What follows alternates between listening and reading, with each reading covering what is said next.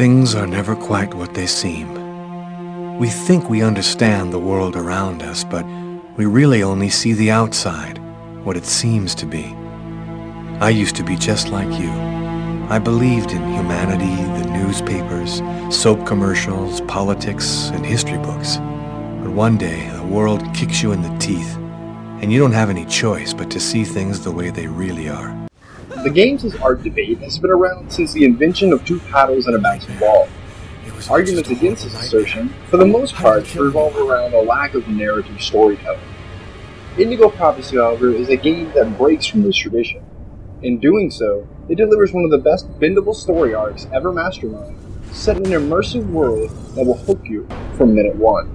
I wasn't dreaming. One snow-crescent night, in a small diner, Lucas gets up from his table, follows a man into the restroom, and stabs him to death.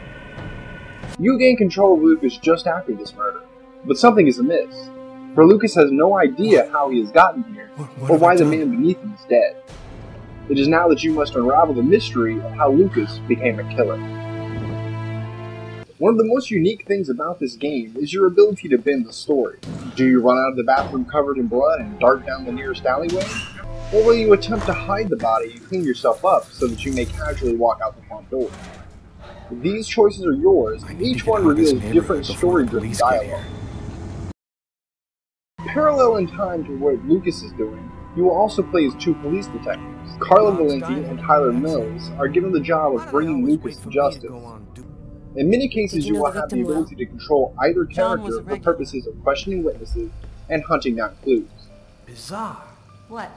Well, he still has... Adding to the outstanding story is the game's direction. Indigo Prophecy feels and looks like a movie. This is due to the way the camera angles and pans around your character. Also adding to the cinematic feel is the game's liberal use of extra screens to display action that is happening in more than one place. Often when things are heating up, your screen will split into two or even three, allowing you to simultaneously see different events. The similarities between Indigo Prophecy and movies also show themselves through the game's action sequences. During an action sequence, your ability to control the character is removed.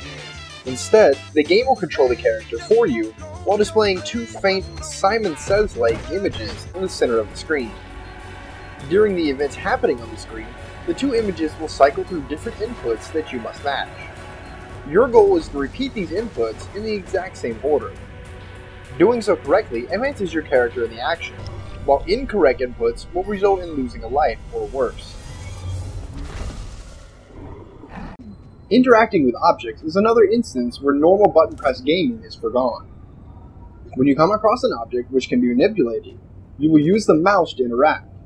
Clicking and holding the left mouse button allows you to drag the mouse in the ways indicated by on-screen contextual diagrams.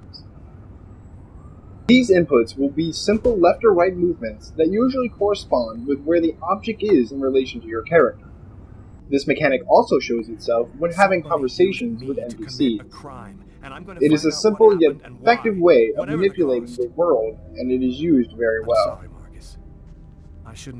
Indigo Prophecy is a masterpiece in gaming. Its few flaws are limited to some longer than necessary action sequences and clunky 3D modeling. However, these downfalls are quickly forgotten thanks to its brilliant bendable story.